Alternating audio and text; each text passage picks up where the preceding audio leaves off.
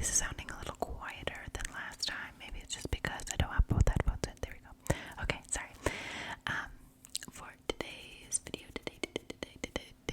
video, I wanted to do a little book haul for you guys. Now, I don't think it's a regular haul. Like, these are not all new books that I have gotten and I'm going to read. It's actually 1, 2, 3, 4 books that I've already read and 1, 2 that I plan to read. I also have another one here that I'm reading currently, so if I feel like I need more books to take more time, whatever, I can add that, but it's sitting under my mic, so it can be propped up a little more. But yeah, I hope you guys enjoy this video.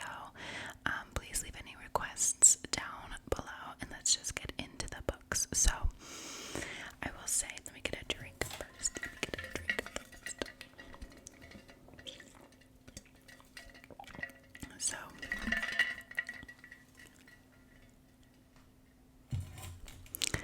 So I typically like romance books. Honestly, that's the type of books that I go for. These are not all romance books though, but I smell most of them. I don't know, but that's typically the kind I like. I like romance books, but I do also like some maybe thriller type or mystery type books. I like a lot of different things. I feel like I could get I could be interested in a lot. I always say that with like shows and movies. I feel like I am pretty easily entertained. I can find enjoyment with a lot of different categories, but my most read is probably romance books. So let's get started. Let's start with this book.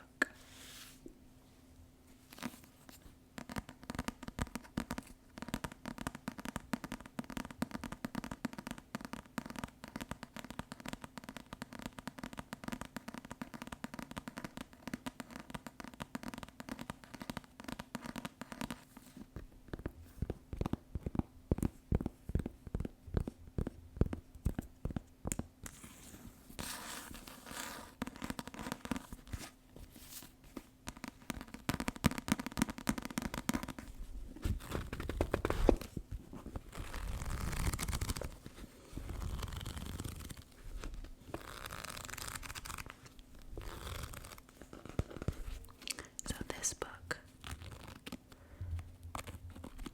was really big a few years ago, and this is Gone Girl by Gillian Flynn,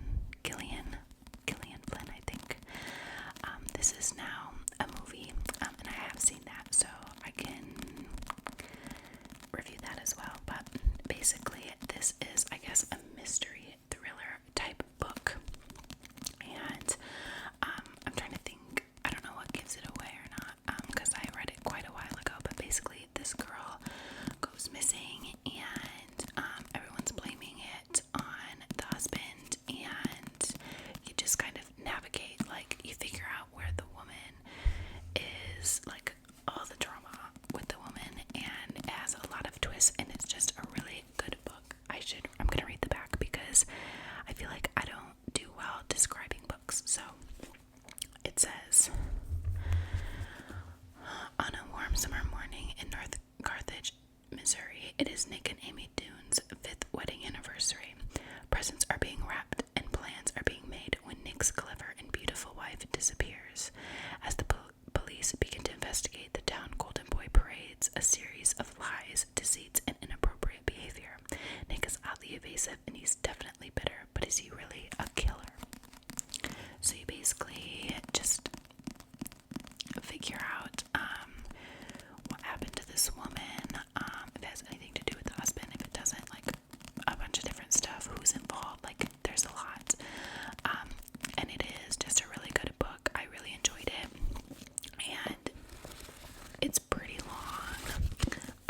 It is, let's see, is that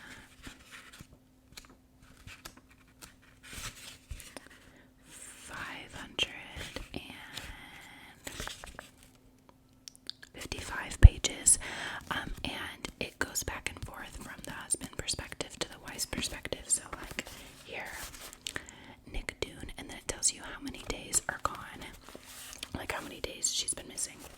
And then so the next one is typically Amy Elliott Dune, and then tells you the date. So and this one is a diary entry, so it's really good. I feel like I'm not good at describing books. I'm not sure how great I'm gonna be at this, but I still thought it would be fun. But yeah, I do recommend it. So I did watch the movie, and this is much better than the movie. The thing is with the movie is there are some intimate scenes, some smut, if you will, in the book. But I felt like the movie made it like the smut like a way more of a thing than the book did. Like the book tells you what's going on and blah blah blah, but I feel like, I don't know, the movie makes it like a huge deal, and like there's nudity and just, I don't know, I didn't feel like the main thing about this book was the smut, but I felt like it was a big deal in the movie, so it was kind of weird and I didn't expect it. And I was watching it with my boyfriend and my little sister, so it was just like kind of awkward. I don't know. But yeah, I do really like this book. Even now, I don't remember when it came out. I feel like I read this when I was in high school, or my friend gave it to me when I was in high school. Oh, these are like reviews. So, copyrighted in 2012. It's copyrighted in 2012, so it has been a minute. Oh my gosh, that's literally 10 years ago. Okay, but I still recommend it, and it's a very good book. And yeah. Okay.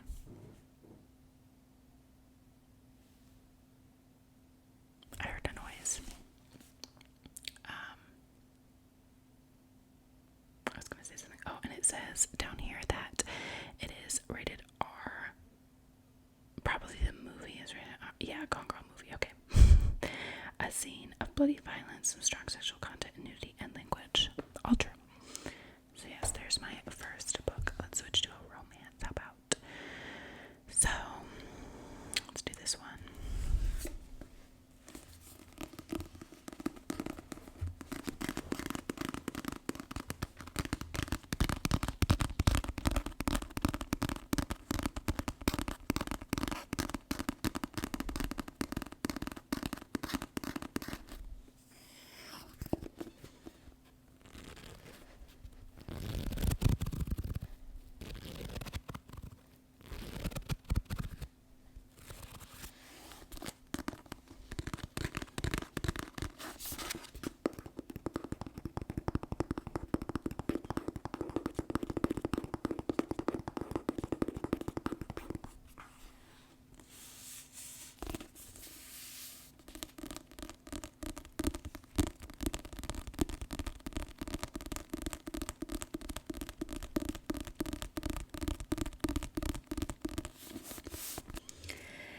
This book is The Love Hypothesis by Ali Hazelwood, and this was the last book I read. I think, was it? I don't remember. It's one of the last books I read. Actually, no, it wasn't the last, but it was the one before that. So I didn't read it that long ago. And this is a romance book, and it's basically about two people. I'm gonna say right now, also, I'm really bad at remembering names, whether that's like actual people or characters, so I'm just gonna let you know that right now. I'm really bad at remembering those at names. But this book is about a student, a college student, and a college, is he a professor? I think he's like a professor, and like he is a professor, and what is it called? I can't think what it's called, but like, what is it called? I can't remember, but basically they fake a relationship together for their own personal benefits,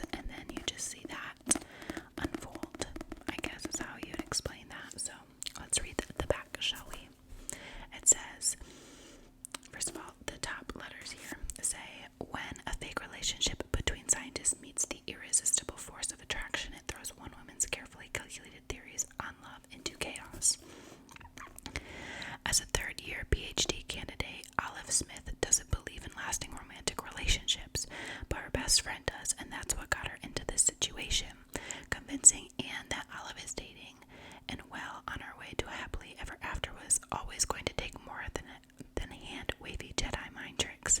Scientists require proof. So like any self-respecting biologist, Olive panics and kisses the first man she sees. That man is none other than Adam Carlson, a young hotshot professor and well-known ass, which is why Olive is positively floored when Stanford's reigning lab tyrant agrees to keep her charade a secret and be her fake boyfriend, and when a big science conference goes haywire, putting Olive's career on the Bunsen burner, Adam surprises her again with his unyielding support and even more unyielding six-pack abs. Suddenly, their little experiment feels dangerously close to combustion, and Olive discovers that the only thing more complicated than a hypothesis on love is putting her own heart under the microscope. So, yeah, that's really it. Basically, they fake this relationship together. They both have their own reasons for it, and then you see that develop. Why do I keep hearing things?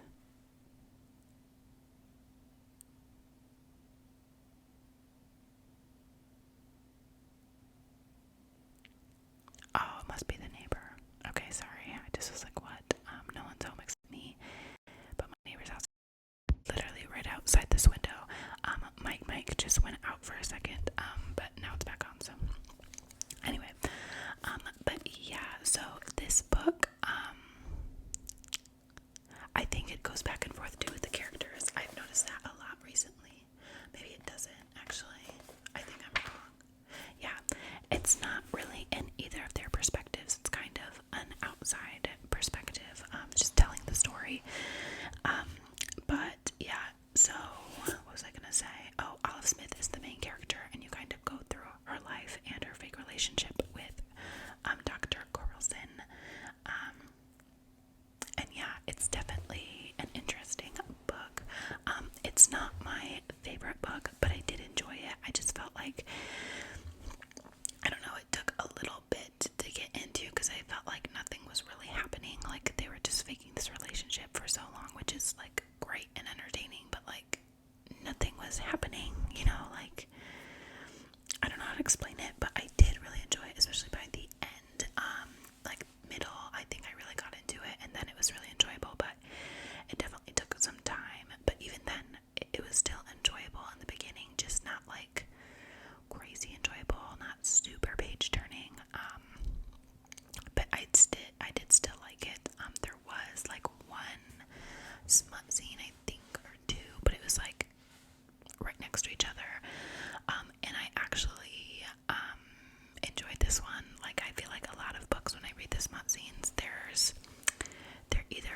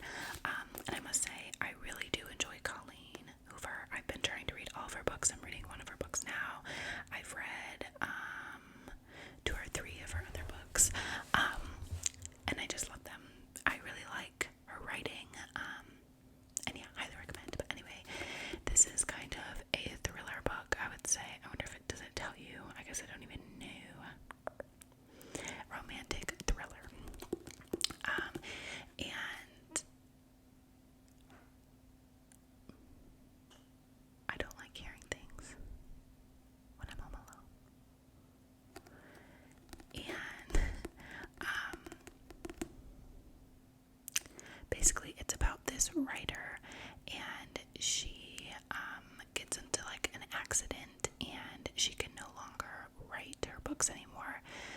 But they're trying to finish their series, and so her husband or her publisher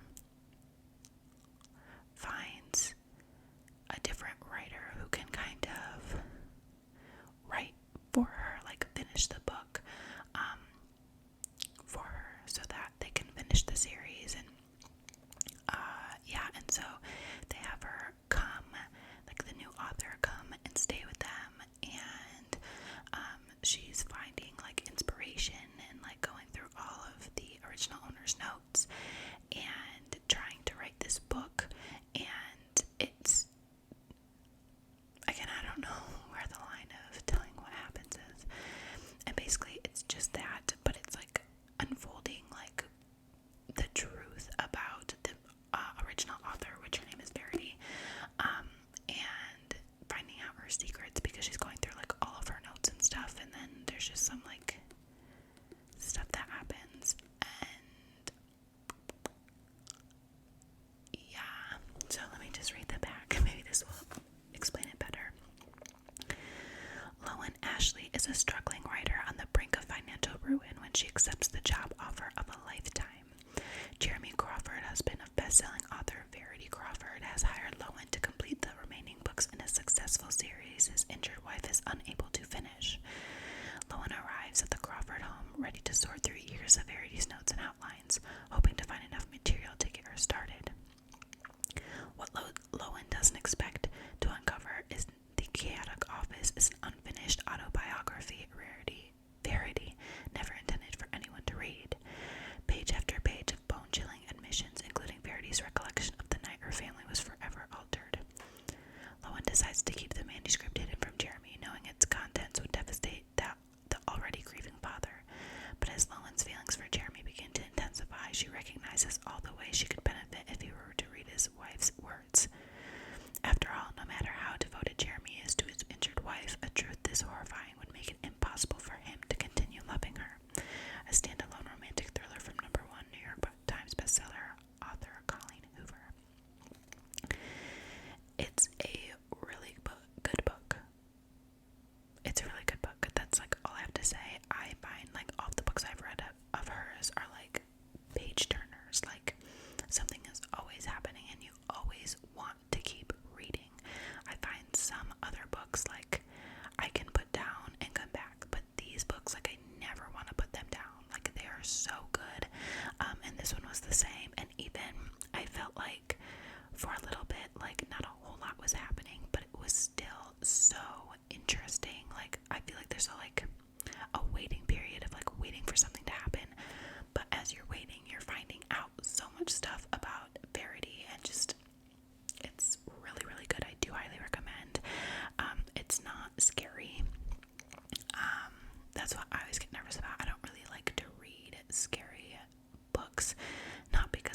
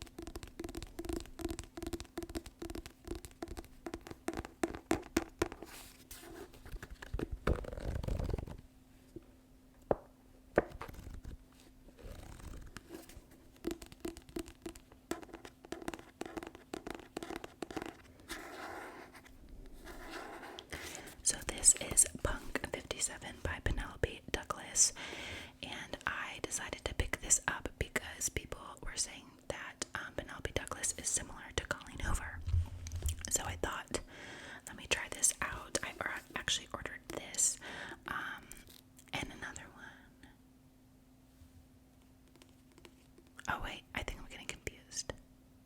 Never mind. I thought I ordered this when I had COVID, but that's not true. I ordered a different one that I'm going to tell you about, and then two different ones anyway. I ordered this because a bunch of people were talking about it. It sounded interesting. It was constantly compared to Colleen Hoover, and so I wanted to try it. And honestly, let's just get to the explanation, the summary first. So this one I do feel like I need to read because okay, I remember. Anyway, so it is between two, okay. It's a romance book between Misha and Ryan. Ryan is the girl, Misha is the boy, and it is a high school book, so, yeah, it was in high school. They're high schoolers. Gosh, I can't speak. And basically, they were pen pals when they were, like, young, and, they just really enjoyed writing each other, sending each other notes, so they continued to write each other notes as they got older, and then,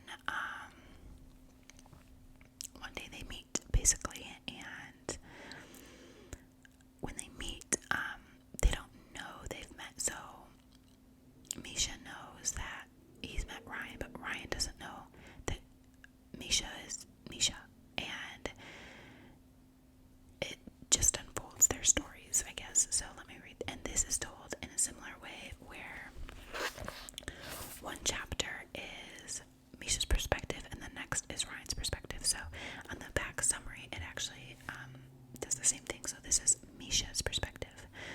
It says, in 5th grade, my teacher set us up with pen pals from a different school. Thinking I was a girl with a name like Misha, the other teacher paired me up with her student Ryan.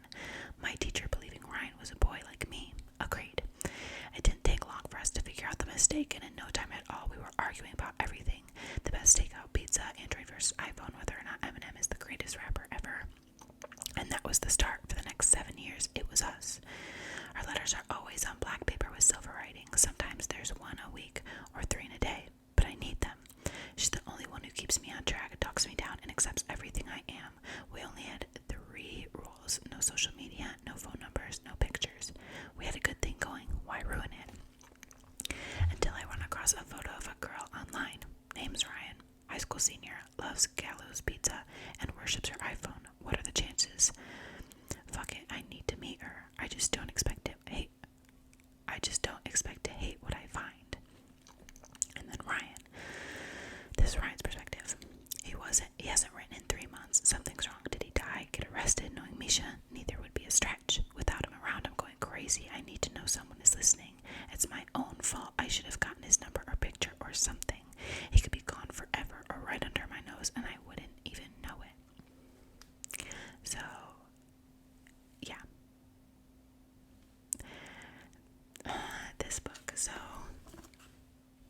I'm gonna take a drink before I just sprayed everything.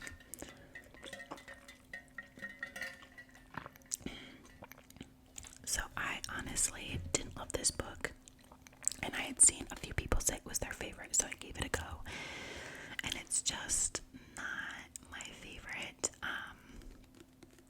I felt like it was a good book, like it was definitely a page turner, and it built up. Well, then this thing happens that you've been like waiting for. Basically, the relationship, is a romance. So, okay, the build up of this relationship, and then it all works out, whatever. And then after that, just not a lot happens, and there's things in the book that they could make like a big deal and make this whole story and like branch it off, but they don't. So like the end just gets pretty slow, which is weird for me. I feel like it can be hard for me to get into books, but once I get into it, like the end is fast and amazing. But this was not like that. It was fast from the jump and then fizzled out, which was different. It was also weird for me because it was high schoolers and I'm 24, and so I feel like very distant from high school. I graduated high school in 2016, right? 16, 17, 18, 19, 20. Yeah, so 6 years ago, right? I feel like it was longer than that. I mean, yeah,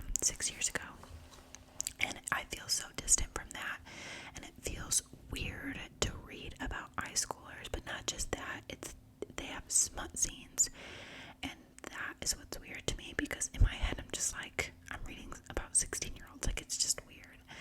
Granted, they are supposed to be seniors, so 17, 18, but it's still weird for me to think of that.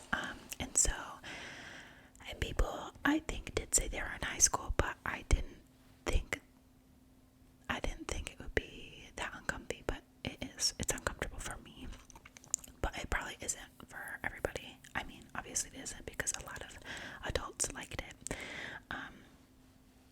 And yeah, there was a lot, I feel like, of smut.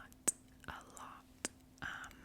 Which is chill, cool, if they weren't high schoolers. But that's my personal thing, I guess. But other than that, like, it was a good book. It was a page turner. But I feel like they could have made it a little better.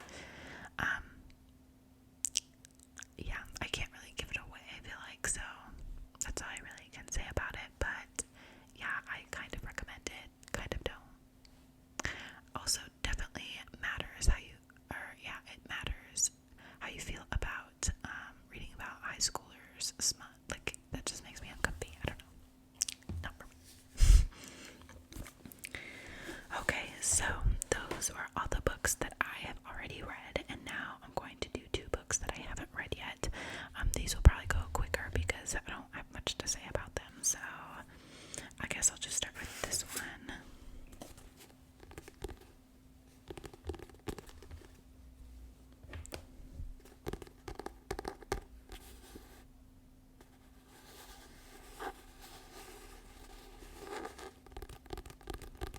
My headphones just went out again. I love that for me.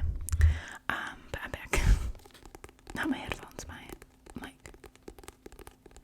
So this is called Station 11 by Emily St. John Mandel.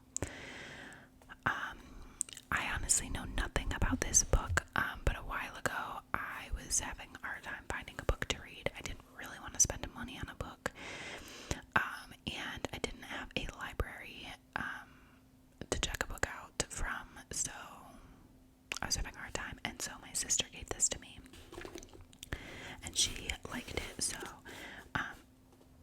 I'll probably end up reading it. I think just because I haven't heard of it, like, I'm not like, oh my gosh, like, let me read this.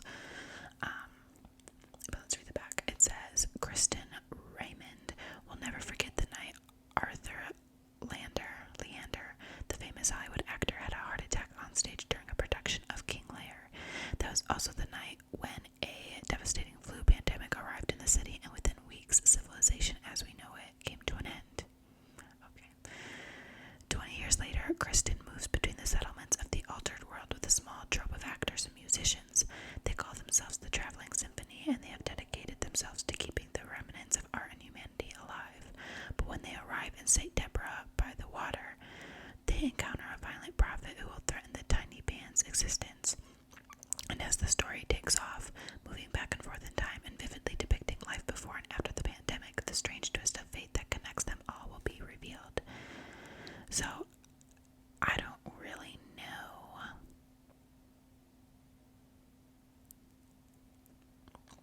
I guess I don't really know. I don't really get it. But she said it's good, so I probably will give it a chance. I just don't know when. Like, I don't know what type of book this is. Like, it doesn't seem like romance or thriller. I know it's fiction, but I don't know any near. So, yeah, I don't really have much to say about it. But I will read it. What's it say on the bottom? So compelling, so fearlessly imagined that I wouldn't have put it down for anything. There's a dog breaking out. It's not my dog. But let's move to the next book. Hopefully you can't hear that. So this is the next book.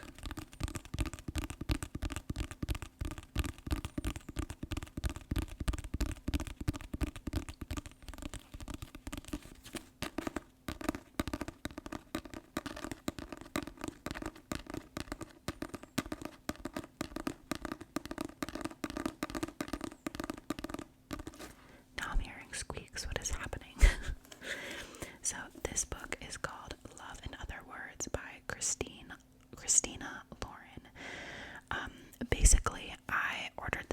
so this is what I was talking about. I remember I read Love Hypothesis, and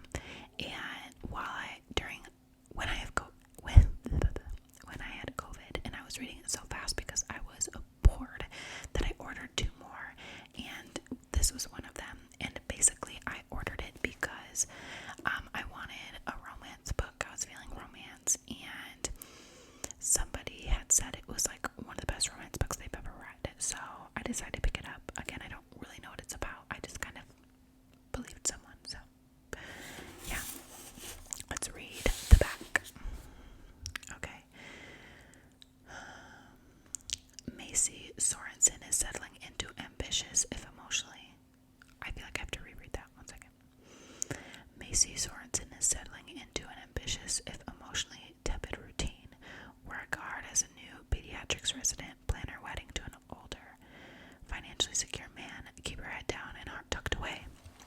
But when she runs into Elliot Petropoulos, the first and only love of her life, the careful bubble she constructed begins to dissolve. Once upon a time, Elliot was Macy's entire world, growing from her gangly, bookish friend into the man who coaxed her heart open again, only to break it on the very night he declared his love for her. Told in alternating timelines between then and now, teenage Elliot and Macy grow from friends to much more, spending weekends and lazy summers together in a house outside of San Francisco, devouring books, sharing favorite words, and talking through their growing pains and triumphs. As adults, they have become strangers to one another until their chance reunion. Although their memories are obscured by the agony of what happened that night so many years ago, Elliot will come to understand the truth behind Macy's decade-long silence and will have to overcome the past in himself to revive her faith in the possibility of an all-consuming love. So it does sound good. I think I enjoy the back and forth books. I tend to read a lot of those. Like,